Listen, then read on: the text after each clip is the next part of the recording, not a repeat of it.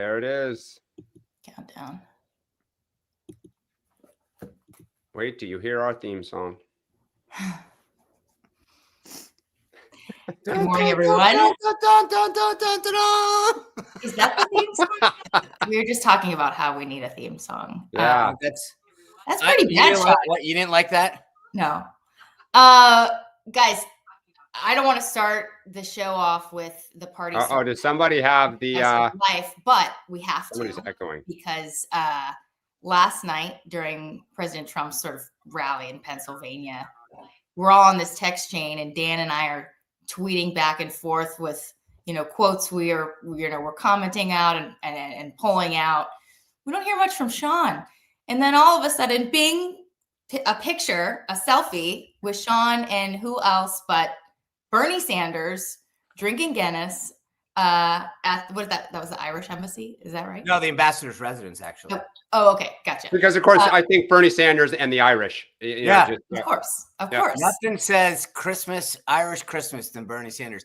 Yeah. But honestly, I'm trying to get an Uber on the street. He pulls by and says, "Sean, the climate crisis is real. Billionaires killing people. Would you like a ride?" And I said, "Senator, that's very kind of you."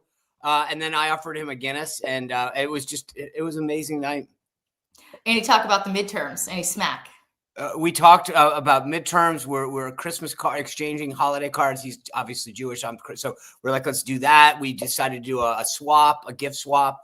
Yeah, it was really a great night of bipartisanship, and we came to some agreement on healthcare extensions. I don't want to get out in front of the announcement later today, but it was good. Okay. There you go. And what day is he coming on the Huddle? We're working on that. I think once his staff are kind of reminded, I think he was just like, I gotta go. Yeah. Okay. All right. Maybe we can get Bernie Sanders and JD Vance on together. Well, by the way, I will tell you this because very interested in. Let's just ask for Trump and Harris while we're at it. Oh, that's happened. Yes. By the way, so the funny part about this picture, by the way, is I took. I won't name him because he asked not to, but he's a very prominent DC reporter. Took the photo, and I reminded him he is no. My eyes were closed, and so I clearly wasn't feeling the full burn. But I will say that it's definitely interesting who you bump into at these places, and I did watch the speech. Just to be clear, I did watch it. I just had it on. I DVR'd it and came home and watched it at a much quicker pace. Yeah. Well, you can fast forward it. We're going to talk about that in a second, but let's just do the day book real quick, give people an idea of what's going on. The big news of the day, obviously, is going to be the Federal Reserve meeting at 2 p.m. today. They're expected to lower interest rates, 0.25%. But we were just talking about this before the show. Also signal that this could be the last one for a while. Right. That may be like that. That seems to be the belief. And I think the vote on this rate cut today may be pretty darn close. But the fact that they're worried about inflation, Trump is not going to like perhaps no more rate cuts. And they're putting inflation on the radar. Sean, you think he survives? You think here's the deal, just to set the stage, right? This is the December meeting. Yep. They cut rates again, 0.25, largely expected. The Powell's term expires May 2026. Okay. Yep. So the president has three choices, right? Wait and kind of just let Powell go, whatever. Two is announce that he's nominating someone, Kevin Hassett. And then just sort of say when Jerome Powell's term expires. Or three is try to fire Powell. Now, I believe that if there's some consternation and some issues January, February, that he might, fire him. But of course, we've got this pending Lisa Cook Supreme Court case where the president, I believe, will be given the authority by the court to fire her, which would then mean that he could fire Powell easily. And I think that they've set the predicate up for cause, meaning Powell's mismanaged the Fed and done all this stuff. It doesn't matter. Again, it's cause, it's not criminal. And so anyway, I think that if the rate cuts, if this is close in terms of the vote, Dan, that you just described, right, and they have to worry about that, they're just going to say, great, we're firing the chairman. Yep. And as you'd mentioned before the show, it sort of allows the president to say, look, I'm doing more to address inflation. All you Americans who say this is still a problem, Well, I'm it's getting rid of all, this guy. it's not This is, me, it's him. Like that is going to be the mantra. I think we're going to get to it, but polls show public doesn't buy that. So. Well, but also like there's something broader here, which is that there's only so much any president can do on the economy, right? So the idea is that you want to show the American people, look, I'm out there fighting for you. I'm doing this. I did that. I cleaned out the garage. I mowed the lawn. It's like I did 50 things. I'm trying. Don't kill me. Agreed. Imagine if Joe Biden would have said, I'm trying. Let's continue on the agenda, guys, and then we'll get to the topics here. So on the Hill, obviously a lot of talk still today about the defense reauthorization and the Obamacare subsidies expiring. Republican leader is going to be having a press conference at 10 a.m. You can bet that's going to be a big topic. There's a big hearing today on the Senate side too. The Senate side, you'll see Chuck Schumer coming out at 10:45, where he's going to be talking about health insurance premiums. A lot of sort of posturing ahead of what we are expecting to just be show votes tomorrow that will both fail, the Republican side and the Democratic side. What else here? At 3 p.m., President Trump participates in a roundtable at the White House. Do we know anything about this, Sean, the roundtable? He's also greeting pastors at 5 p.m. in the Oval Office. Yeah, I mean, that's the Faith Council led by Paula White. I don't the roundtable. I don't know right now what they're announcing. Okay, we'll figure that out here at some point, maybe during the show. Okay, today's lineup: 2026. The president is returning to the campaign stump. That was sort of a return to 2024. It felt like for a little bit last night, a couple hours. We'll also talk 2025 and these Dem upsets in Miami and Georgia. We'll talk 2028. A lot of movement amongst Democrats, Harris, Pritzker, Newsom, and Shapiro. Get Dan's take on all these moves they're making. We'll talk about Europe and the president and the administration flipping the bird to Europe once again while trying to land a peace deal with Ukraine and Russia. We'll touch a little bit on the boat strike politics on Capitol Hill that continue to sort of play out. And then finally, Elon Musk reflects on Doge. We haven't heard about Doge in a while, so I'm curious your guys' take on this. But let's just start with last night, nearly 2 hours. President Trump out on the campaign trail in Pennsylvania. He did talk about the economy, but he talked about a lot of stuff. Talked obviously about all his accomplishments, bringing down gas, egg prices, dealing with or pushing out DEI sort of policies from the Biden administration, the hard line against, woke sort of transgender type of, initiatives by Democrats, a number of interesting, colorful lines on the transgender bit as well. But then he gave swing voters a little bit of, not swing voters, he gave Democrats a little bit of ammunition, I would say, by going really hard after Ilhan Omar. There was some ugly rhetoric around that too. But he did talk about the economy. And he made the point, Sean, that the work has started and is going to continue. Republicans obviously were really worried about this and the message he would strike ahead of this, speech. How are they feeling right now, Sean? Did he do what he needed to do? Yeah, it was a Trump rally. I mean, he got the messages out and then he teed off on Ilhan Omar and everyone else. And I mean, it was a little something for everyone. So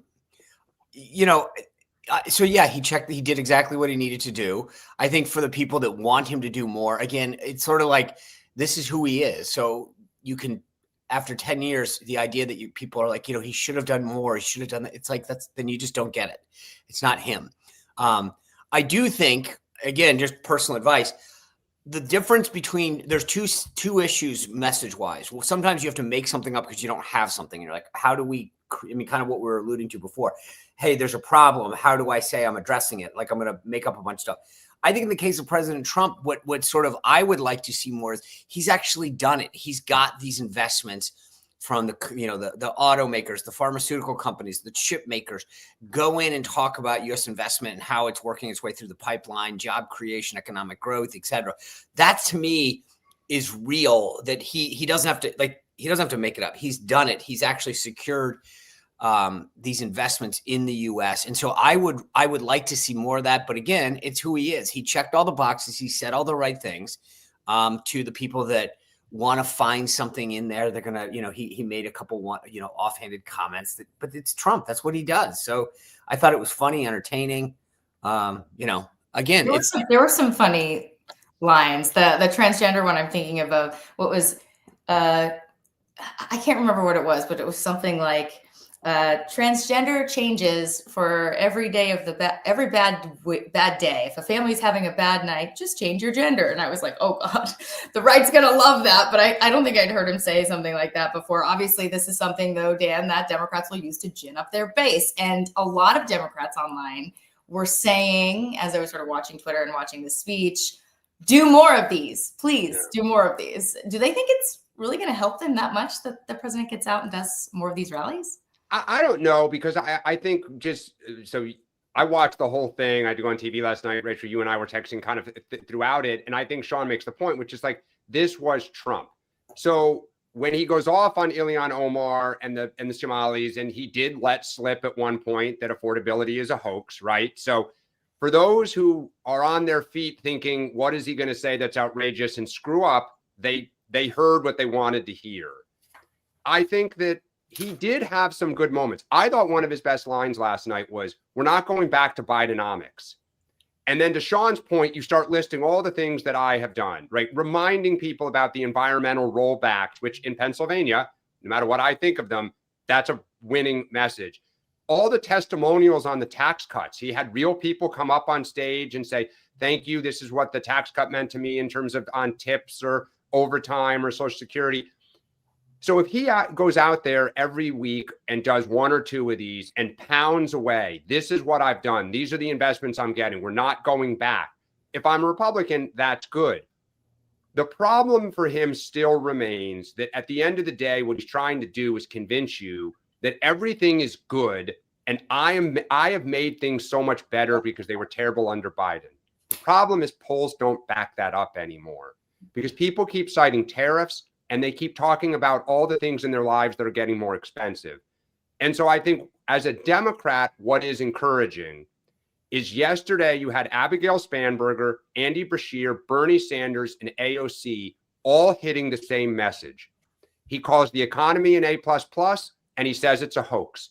And they're hammering in our district, in our state, here's the pain. Yeah. And for Trump, like, when was the last time we had the whole spectrum saying the exact same thing in unison on bread and butter issues?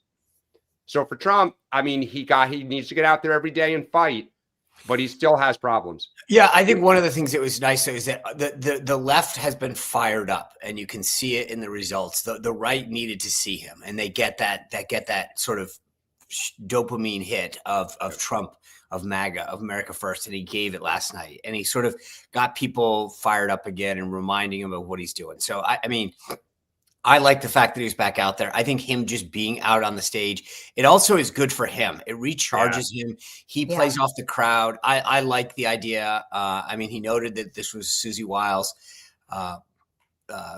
effort to get him out there, and it was something in the first term as well. We saw right off the thing, he'd come off this campaign trail where he really thrived off being out there and mixing it up with the people and kind of seeing their reaction to certain policies and lines that he would throw out. And it's been a while, right? I mean, he's been president for 10 months now. So getting back out there, I think it's a very good thing. Do you think he does more of these, Sean?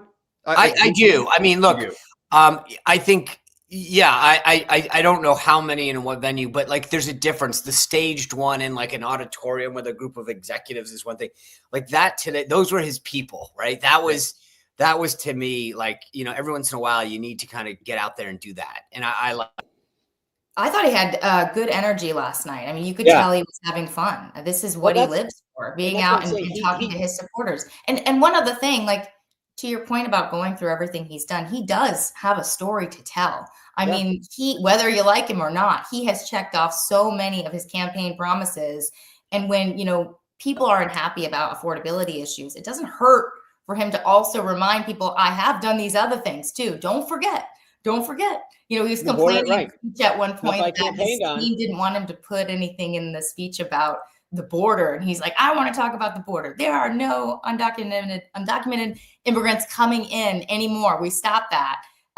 So anyway, I think it's important to remind people of everything he did. I do think one last thing on this, for me at least, and then you guys can weigh in. I feel like he could still say, I feel your pain. Like if he could just say those 3 words, like that's all he really needs to do. I mean, he did use the line about, affordability and a hoax, but I felt like he explained it a little more, Dan, in that speech, and that he was saying it's a hoax that Democrats are saying it's our fault. It was their fault and we're trying to fix it. But he still didn't sort of show that empathy that I think could really go a long way. Well, I think Sean said it. It's just not who he is. He's just he is a strength, toughness, guy, and I think he's just not going to change his stripes. I think, though, I agree with you. It's good to remind people of your accomplishments, and he has a story to tell, both on the macro of everything he's accomplished and on the economy. The challenge for him is what you guys just said is what the Biden people kept telling themselves. Look at all the things we've accomplished, both to them coming out of COVID and repairing relations, but on the economy. Here are all the bills we passed, all the major investments. Now, ours were more government investments versus private investments. But the problem is people just start to, once that takes hold, that my life is getting worse, things, Sean, you always say this, forget the statistics, but in my life, do I feel like things are getting more expensive? That is where if you don't acknowledge you are struggling and I know it, instead of just trying to say, here are all the things I've done for you, be grateful, it's coming. It's so reminiscent of Biden. I felt last night he did get that a little. Like it was the problem. It was almost like sometimes he said all the right things, and then even on the hoax stuff, he tweaked his language to make it clear Democrats didn't care about this issue for 4 years, and now suddenly they think it's a big deal. I mean, I do get a kick out of all of these, not just the Democrats, but a lot of folks in the media who suddenly care about this issue of affordability. And for 4 years, it wasn't just the Biden administration. They had a lot of complicit, friends carrying the water that sort of made sure that no one talked about it or discussed it. And so suddenly, if you're Trump, you go and you go, wait, I'm actually tackling this, and now you give a crap? Well, but Sean, here's the problem with that. And I've got to say this. That is just so not true. It's all that was talked about in 2024 was by Donald Trump, was inflation right. out of control. Right. So Donald Trump talked about it, not for 4 years prior to that. But the Biden people did. I mean, this is Trump's problem. When he came into office, inflation was 3%. It was not 9%. It went down to 2.4 and then it's gone back up. When did it start going up? April, Liberation Day. You just look at polls. Voters literally are saying it has gotten worse under Trump. So his danger is you keep whistling the Biden tune, and I get why you're doing it. The Biden people said Trump caused it because of COVID. Like, it's not a winning strategy. Well, also, like I said, I mean, just to put a pin in this, I think there's I believe in the hybrid approach, which is, hey, we've gotten a lot done. We're not done fighting for you. That's it, right? Yeah, you can do that. Continue to show. It's like any other problem. You go and you see a doctor. You're making progress. You go and you see your teacher. Hey, your D. I may know this one. You took that D to a C plus. That let's try to get it to a B next semester, right? So it's acknowledge the progress, but show that you're going to keep fighting. Yeah, I agree. Let's go to the next topic, 2028. A lot of small sort of little stories, but that tell an interesting story here in and of themselves. Dan, we'll start with you. There was this Harris profile in the New York Times that was a little confusing. What was the point of it? Not for the writer, but what was she trying to achieve? Yeah, is the big question.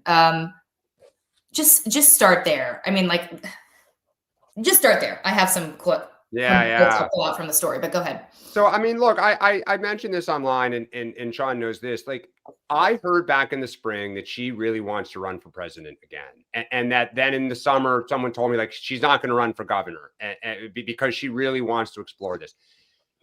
That profile was "Don't forget about me," right? Her book tour has kind of continued, and to her credit, she sold over 600,000 books, and she is getting crowds. Right. Yeah. So I do want to acknowledge what her people will tell you in 30 seconds, which is like somebody's buying it and people are showing up. But she wants to be in the conversation. She is still trying to figure out, what is her theory of the case? Like, how do I do this? But she badly, badly, badly wants to run again. And I think Someone with her told me she looks out at our roster of candidates and does not fear them at all. She thinks I can take them all on. The one candidate that she's a little anxious about is Gavin Newsom, because they're in the same pond. Both the article talks about some of her staff has gone to work for him. Some of her donors have gravitated towards him. Naturally. So she's eyeing him a little bit of like, how do I figure this out? But you're going to laugh. She looks at him the way Trump looked at DeSantis. You should be grateful to me. I'm the one with more stature. Like, you should almost be thinking of deferring to me, which is insane in my opinion. But nevertheless, she also still believes that her core base is Black women. And if South Carolina goes first, like, that's an immovable object in her opinion. I will tell you, it is my understanding that the Congressional Black Caucus will not endorse Kamala Harris. Wow. That's interesting. They will stay neutral because that in like breaking news. Westmore, Cory Booker, like, they're going to say there are other whole, right?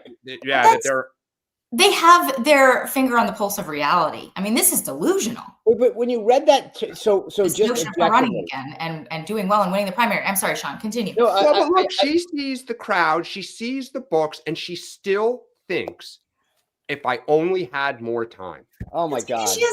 Again, a story to tell. Just because people show up to buy a book doesn't mean they want you to run for president, right? I mean, Sean, Republicans are going to love this. I read the story, and my takeaway was this. I mean, like, honest to God, it sounded like, I am authentic. Watch, I will use a profane word beginning with F, and that shows that I'm now outraged. She fundamentally is not good, okay? And so it's like, no matter how many times you get up in the batter's box, if you can't hit the ball, you're never going to make the team. And she sucks. And that's it. Full stop. She's not a good candidate. So it doesn't matter. And the takeaway, honestly, was like, she now uses a word that rhymes with bucket as her new mantra. I'm like, oh my God. Like, that makes her so real. That makes you so real and authentic. You actually swear. Dan, who can actually call her and like, I mean, would anybody in the Democratic Party call her and say, look, honey, your time came and it went? Like, you fall out of a coconut tree. Look, I think that what is going to happen is it may be the old David Axelrod, or who was it, David Plouffe to Joe Biden in 2015, when he reportedly said, look, if you run against Hillary Clinton and you lose, do you want your career to end in a Holiday Inn in Des Moines, Iowa on a cold night, having been embarrassed as the vice president? I think what people are going to say to Harris is, look, 2020 didn't end well for you, right? You didn't even get to Iowa. Like, you flamed out by the fall of, I think it was August of 19. Do you really see a path? Or if you run and you lose that quickly again, it is a total stain on your legacy. And if you want to try to monetize some stature to make money and kind of be a senior stateswoman, don't do this. But I don't think anyone can. I mean, what is Chuck Schumer and Hakeem Jeffries going to say? They're not going to do it. I was thinking more Hillary, the Clintons aren't going to do it. That sort of thing. But yeah, no, but I do think who matters.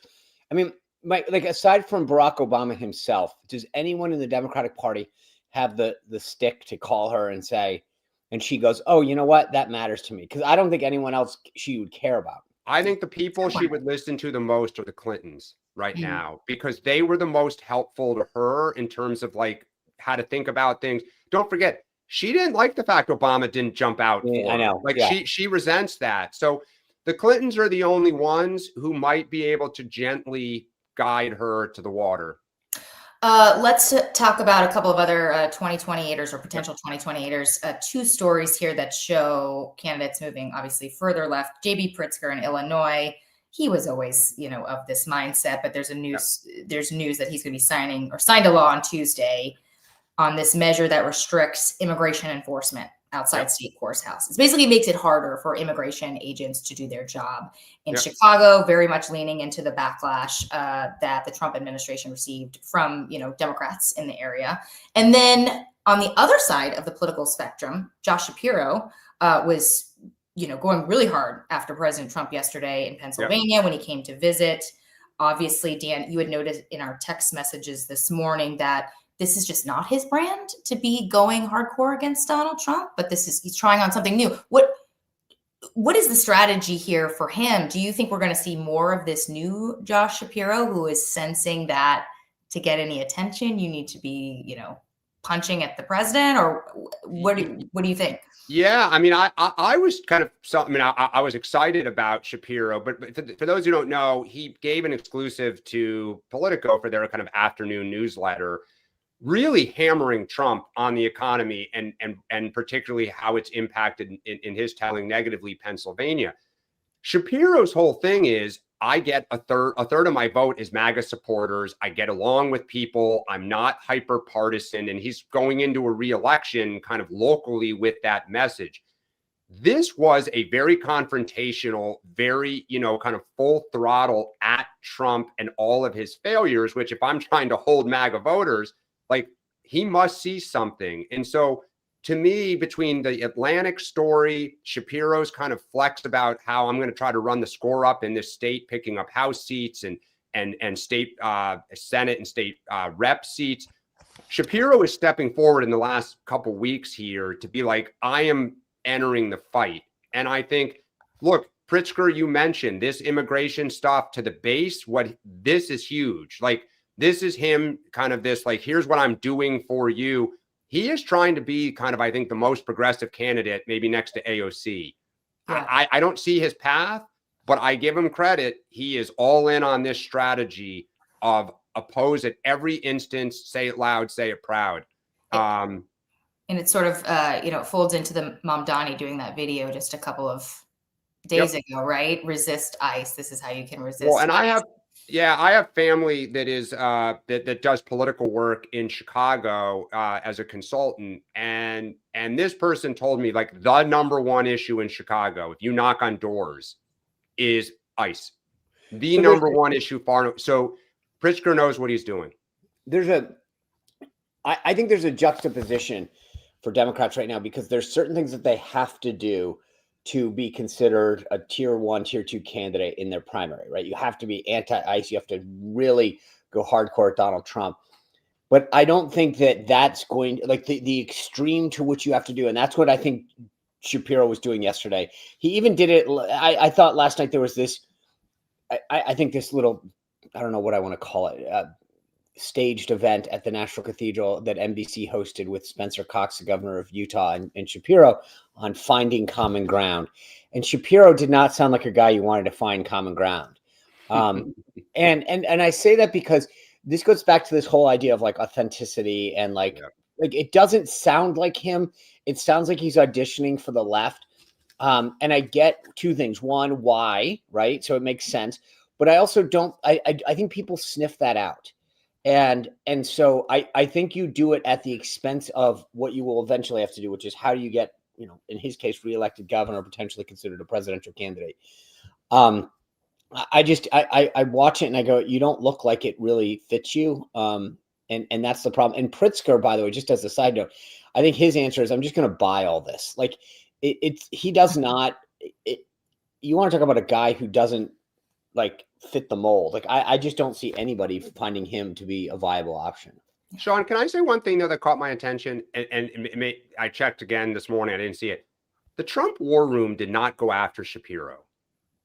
And I find it interesting that Shapiro is now kind of flexed Sunday night. He did this kind of full throttle attack on the economy. And the Trump war room so far is silent.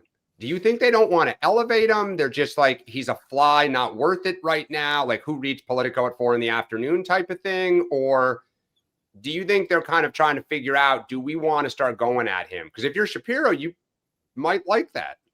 No, it's a fascinating observation you're making, because I didn't pick it up, and I think you're right. I think part of it is that no one, like, that gets back to my thing. I don't think people take him seriously. Now, will that change, or does he need to bang that pot a little louder to get attention? But I don't think that, there's, after what he's done, I just don't get the sense that he is seen as someone at this point that is taken seriously. Yeah. I was going to say President Trump obviously not running again, so maybe they're also not thinking about this. Although JD Vance would want them to, right? Yeah, but the people who run that are not thinking like it's more of like direct attacks. It's not about re-election necessarily. Sure. It's more about the brand. I mean, they attack how Newsom sits. Let's go back to 2025 for a bit here. Last night, two stunners, a pair of sort of blue upsets. Number one, in Trump's backyard in Miami, the Democrat there, Eileen Higgins, she won by a 19-point margin as mayor for the first time in 30 years. Big deal there. And then there was another race in Georgia, an area that had been held by Republicans.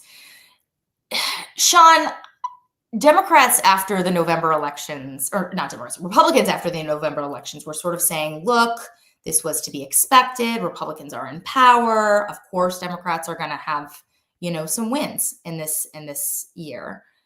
Are they starting to sort of wake up to reality here? I mean, are you sensing that? As my good colleague there, Mr. Turrentine, decided to highlight this morning through some other data that this is number 25. And I don't really care how, like, if you're anything, a team, a business, and you win 25 or you lose 25, in our case, that's a problem. Like, you have to say something's not going right. Like, we don't have anything on the scoreboard right now. I've had this conversation consistently with top pollsters and political folks. And like, the reality is, part of the reason that I think it was important President Trump was back out there last night is that we've got to go out there and sell harder and stronger and faster. Like, that if we can't just take a win. I mean, to your point earlier, the president has accomplished a lot of what he set out to do. Now we need to go remind people that, the dog caught the car. We actually are getting these things done. We're delivering wins for the American people. The president's following through on the promises he made, but we're clearly, something's not connecting. The synapses aren't snapping. Like, something's going down because every race is unique. Candidates matter, mechanics matter. But if you don't have 1 point on the board, something is going wrong. And that's the issue, is that we're not effectively communicating what we're doing. But what do you are saying this, but I'm wondering, are the campaign committees, for instance, here in Washington, are they waking up to this reality finally? Because there's not a clear sense to me that they feel the same. No. So I would say this, in my conversations, it's a mixed bag. There are some that have their head in the sand and just say that's, they can explain everything away. That race we lost because of this, that race we lost because, and I get it. If you want, you can go through everyone and talk about why we lost. What was the issue? Was money? Candidate was horrible. I get it. But as I've always said, at some point there are lessons in everything, right? And when the lesson is when every race is against you, then there's got to be some common thread about what we're doing wrong, because you can't right now, we don't have a dog catcher that we can say, yeah, but we won that one. Yeah. Dan, Democrats have to be feeling good, continuing to feel good, because they've been on a upward trajectory. Yeah, no, I mean, look, for those, what Sean's referencing, so there was a story here that there have been 60 elections this year. In 35, the incumbent party retained the seat. Democrats have flipped 25 seats. Republicans have not flipped a single seat. And that is just like, just start right there. And I think, look, the reason in Miami, Trump lost Miami, the city of Miami. He won Miami-Dade County, first Republican in ages, but he lost the city of Miami by 1 point to Kamala Harris. This was a 19-point victory for the Democrat. Trump, DeSantis, Cruz all endorsed the Republican. All right, technically it's nonpartisan, but it is partisan. In Georgia, the district where the state rep won, Trump won the district 56-43, 13-point margin. Democrat won by 2. What you're seeing is this consistent 13, 14, 15-point flip. We started the year talking about an Iowa special election, Pennsylvania special elections, Georgia, Florida. Like, to Sean's point, it is consistent all over the country. So for us, we are ending the year, I think, feeling kind of somewhat bullish. But I think there is also still a fear that Trump is a great political athlete. And this is a long way from being over. This Georgia seat in particular is surprising, right? I mean, like, Georgia's supposed to be one of the few bright spots for Republicans, for at least on the Senate map, right, Sean? I mean, yeah. John Ossoff, I mean, they would argue has no business holding that seat. And yet you get a sign like this where, the Republican candidate goes down in Athens, Georgia. I mean, they've got to be worried there. Well, like I said, you can go through each race. There was one that was a 51-49. Yeah. So again, it's not like I don't look at any one race and go, oh my gosh, this is it. Like I can talk to you about Virginia till the cows come home. Why I think we had some issues there, New Jersey. But at some point, the issue is that clearly, like, we're not turning out our folks, right? You can look. That's one of the biggest issues right now is that when they go through consistently. Almost again, the data in Georgia and the Miami aren't solid yet. But there's this through line that we're not turning out low propensity Trump voters. And so what is it that's keeping them on the sidelines? What is it that will motivate them to get out in the midterms? But if you're Richard Hunt, the chairman of the National Republican Congressional Committee, right now you got to say to yourself, what is it that's making those people stay seated? What will take to get up? What will take them to get to a poll? And so we've got to figure that out. Now, as I've said before, if you can tell me how the economy is doing in late July of 2026, I'll tell you who wins. All this investment money, if it doesn't come through the pipeline, all the turnout efforts in the world are going to be pointless. You'll lose. So that this is we got a big bet coming our way right now. Let's move on to our next topic, the Make Europe Great Again. Obviously, there's some reporting this morning that a peace deal is close between Ukraine and Russia. And I have to confess, I feel like I just start to roll my eyes at this. How many times have we heard it? But there are two new dynamics that are sort of worth discussing this morning and that are a bit contradictory. On the one hand, you have the administration just bashing Europe. I mean, between the Politico interview where he called European leaders weak and this new Trump national security document that came out last week where they talked about, sort of withdrawing from Europe or stopping the focus and attention on it. They clearly are sending this sort of FU to Europe on the one hand. But on the other hand, the administration is trying to land this deal. And there's new reporting by Washington Post's David Ignatius that a deal is close. He has a couple of details, which we can get into in a few minutes. But I guess just start there. It's a little confusing, Sean, right? Because the president needs Europe to sort of help close this deal, or you would think so. But at the same time, he's playing hardball with them. What is the strategy and thinking here with the president and what he's doing with Europe right now? Yeah, I think that there's maybe a little bit of, I wouldn't say baiting Europe, but basically like, hey, if you want to seat at the table, act like a player here and step up. Europe wants to be taken seriously, but they don't do anything to be taken seriously. They're not putting any real skin in the game. And I think, I don't say this like disrespectfully, but why do we care what they think? They don't pay for it. They don't do anything. They're feckless when it comes to enforcing the purchase of like petroleum out of Russia. They like to talk tough. They like to tell the United States what to do. So I think there's a lot of academics and, elitists that really care what Europe thinks. I don't. And I don't think the president does either. That's fine. I don't think you need them to close a deal.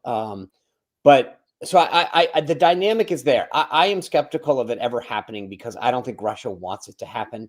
Right. So I don't think it's going to ever happen. I think for the president, though, and this is the dynamic that I think some people, to him, when he says, I thought this would be the easiest, I thought I could get it done, he meant it. He is fundamentally a deal maker at heart. If you ever go back and read any of his books, and again, it's what I find so fascinating about Trump 10 years in, is that it's all right there. He's written it. He talks about how he likes to make a deal, how he likes to go back and forth with people. He's put it all in multiple books, and yet people are constantly flummoxed by the guy. Like, I don't understand why he does this. And it's like, he literally wrote multiple books where he explains how he creates deals, how he incentivizes people back to the table, how he treats people when they walk away from the table, right? So this is classic Trump. But more than anything else, he is a deal maker at heart, and he wants this deal done. But wouldn't it be helpful for him if Europe, regardless, you don't care what they think, he clearly doesn't care what they think, but if Europe came in and sort of put that pressure that he's sort of putting on people to get to that deal, right? Like, Well, Back but the me up problem here, is, you know? look, I think the problem is that Europe has an issue with themselves. Like they don't want I think everybody with a straight face says, okay, in order to get a deal, this is not fair. This is ridiculous. I mean, Russia was the aggressor. Russia did all this, but I don't see a deal where Russia doesn't get some land. I don't think I don't know that that's that controversial to say anymore. I think for Europe, the idea of that being the precedent now, that suddenly we will allow an aggressor to take land is a very tough pill to swallow, not just for Ukraine, but Europe overall. And it puts Russia in a much stronger position, and they have to live in that neighborhood. I get their concern. But at some point, if you really care about this that much, then step up.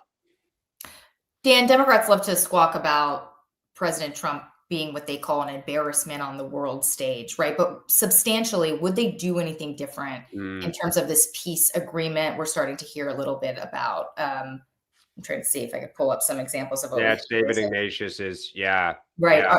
Article 5 security guarantees talk about helping rebuild on the economy, allowing them to join the European Union. Yep.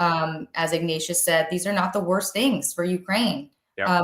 Where is the Democratic Party on this? No, I mean, it's a great point that for all the Democrats complaining, one of the reasons Trump, one of his secret sauce is the public is largely with him in their kind of frustration with Europe. And so I think on the Ukraine war, for those who haven't seen it, David Ignatius has a great kind of column where clearly somebody has given him a lot of details where you start to see some real meat on the bone of what a peace deal may look like. And ultimately, to Sean's point, Ukraine probably will have to give up some land that they have, valiantly held, and Russia has not been able to achieve on the battlefield. But in exchange, we will provide, along with the Europeans, NATO Article 5 security guarantee. They will go into the EU, and there will be major economic investments made to help the country rebuild. Now, some of that Russia's not going to love. But I don't see a Democrat in 2028. If you remember Joe Biden, one of his big accomplishments, he believes, is that he repaired the relations with the European Union. He strengthened NATO, and he made Europe a better place. I don't think most Americans see that effort as worth it. I don't think most Americans agree with kind of Europe not paying their fair share. Some of their economic, trade barriers are much to the frustration of many American businesses. So I think for all the complaining, all you'd probably hear from Democrats is we don't like how Trump talks, and how often have we heard this, but what he's pushing deep down, most Democrats are not fundamentally opposed to. Let's move through the next topic a little more quickly. I want to get to the Elon Musk thing because I think it's an interesting conversation, but Capitol Hill is sort of digging in on boat strikes and the justification for that. There is increasingly, Sean, a call from Republicans on the Hill to release this, what they're calling the double tap video. They've obviously seen it in a classified setting. You have people like Lindsey Graham who have come out and said, hey, I see nothing wrong with it. Just release it. Obviously, Democrats are calling for it. You have said that you didn't think they should release this video, right? Or am I misstating what you said earlier? No, you're right. I look, here's the thing that I don't like. One is this precedent of taking sort of, it's a classified video for a reason. And the question is, what sources and methods does it reveal? And so just sort of saying, because there's a public outcry, we're now just going to release classified data every time that there's an outcry to do this, I think sets a very bad precedent. So that's it. They've all seen it, right? So, and the second is, this is where I'm trying to put, there are rules of engagement that are allowed, and there are certain things that happen in war, which this is, the Office of Legal Counsel has determined this is, a strike against an enemy, that I don't think that not everybody would feel appropriate seeing. And so to watch people get blown up, I'm not sure is the most appropriate thing to put out in the public space. I'm not, look, if Secretary Hegseth decides it's in the best interest to show this, that's his call. But I just think that we set a very bad precedent every time that we do something like this. Dan, part of me feels like Democrats just want to clamor about this, to use it as more, not that they actually want the video out there as much as they just want to say the administration is hiding a video. Do you think that's fair? Well, I think there's two things going on. I think one, what is remarkable is Republicans in the NDAA legislation that is getting ready to be passed are digging in and demanding that the Pentagon release the written justifications for all this action in the Caribbean. It is not the Democrats driving this. Wicker and others, and I keep saying this, Wicker's silent. He's the Republican Senate chairman of Armed Services Committee. They want in writing, what is the justification for this? And the White House and the Pentagon are digging in and saying, we're not sharing it. So this is kind of red on red here, where if you're a Democrat, you add in the video, and I agree with you. It's not that I think, that the video necessarily is going to show something that's like the smoking gun per se, but it's just you're hiding something. And I think between the Republicans starting, and to me, this is noteworthy because they're not backing down. And you're starting to see more and more instances of Republicans potentially digging in. And that, if you're Trump, it just is another headache here. So if this thing passes and they demand it and they truly threaten to cut funding off for Hegseth. Well, again, remember, it's an authorization, not an appropriation. I mean, this is like a little bit of mommy said yes, but daddy said no. So we'll see how something different. They have right. I mean, but like I get it, and I think like Congress has a right to get in there and make it very clear that they got a seat at the table. I do support. I mean, they've got the power of the purse. They've got an Article I responsibility. But anyway, I get why their view is, hey, we are players in this, and we have a right to see stuff and to be part of the process. You can't just ask us for money and never come back. Yeah. Let's talk about Elon Musk, which is in Doge in particular. We haven't talked about Doge. I haven't heard of Doge in a while. It's like dominated the first 5 months of my life this year. So Elon Musk, he's in this new podcast, says he acknowledges that he only sort of achieved limited results with Doge. Obviously, he came in promising to cut $2 trillion was originally the promise, I believe, on stage during the campaign. Correct. And then it was $1 trillion, and then it just sort of decreased from there. Said he wouldn't go back to continue cutting and sort of express some regret, saying that, he should have focused on his companies, that there was this political blowback on him for leaning into this issue. Sean, do you think the drama was worth it? I mean, Republicans love this. I mean, like, obviously, like, railing against the bureaucracy, the deep state, et cetera, like cutting federal workers, like, and I don't think just Republican voters, but I think some independent voters to an extent. But then obviously we did see quite a bit of blowback. Was it worth it, do you think, the Doge effort? Well, a couple things. Like, I from at least what I have read, Elon has a very strong, an extremely strong financial incentive to focus on the share price of his companies right now. I believe Tesla's board has given him some kind of like $5 trillion bonus if he can get, hit certain financial things. So him sending that public message out that, hey, I'm back, I'm focused. He has a strong financial incentive to do that. I think his companies did take a hit, and it's unfortunate that people took out his service to the country on a private company. So I get why he's saying that. I'm disappointed that he doesn't view the effort as worth it, because I think that we as a country should care about, look, was Doge a bit clunky? Sure. Did they not always communicate the most effectively? Yes. Was that an effort that we should be constantly doing? 100%. The idea, we have a $38 trillion debt. Like, this should be, and like the deep state swamp, like the idea that we're not constantly tilling that to say, is this the most effective use of taxpayer money? Are we willing to tell somebody to work an extra hour at work or 2 jobs to fund whatever X is, more government, this agency, 5 more new workers, this program? If you can't answer that question, then we fundamentally have a problem as a country. So I think his effort was worth it. I applaud him for what he did.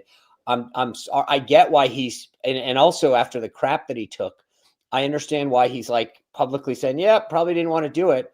I was on the Beltway here in DC over the weekend, and I'm behind a Tesla, and it's got some sticker that says something to the effect of like, bought this before Elon, right? I mean, I think he took a big brand hit by doing it, and it's unfortunate because I applaud, his effort to try to talk about the waste and inefficiencies, et cetera, in the federal government. There's also just this new precedent on getting rid of federal workers who, more than in other jobs in America, they have these protections, right? It's always been very hard to get rid of federal workers, not anymore, right? Like there were also court rulings that went against the president, and then ultimately he's been victorious on this. Ultimately, I would say Russ Vogt, the OMB director, is probably the one of the real powers behind this. But one last thing I'll say on this that you have to understand is that like I've studied like waste, fraud, abuse, government for years. The Grace Commission going back to Reagan, Al Gore's reinventing government. I was part of the budget committee under Chairman Jim Nussle back in the late 90s when we or early 2000s rather, when we tried to get 0.5% of mandatory spending cut. And the problem is if you don't have someone like Elon leading that effort that has the ear of the president, or W.R. Grace back in the Reagan administration, somebody has to have the stature to go in and do these things. Otherwise, it's not effective. And Elon had that swag that could do it. And so I do, again, just want to say I appreciate what he tried to do. Dan, will this factor into the midterms at all? The Doge effort? Very little, but you'll hear Democrats talk about it more than Republicans. And I think that and where, right? I mean, you look down at Virginia Beach, where you're going to have there's the House, the House race down there. Look, I think part of the problem is the federal government's everywhere, and so many districts suffered. And I think the fact that Doge ended with the whimper, you barely hear Republicans ever talk about it. I do believe Trump mentioned once last night Doge, but compared to immigration and everything else, like it is so remarkable.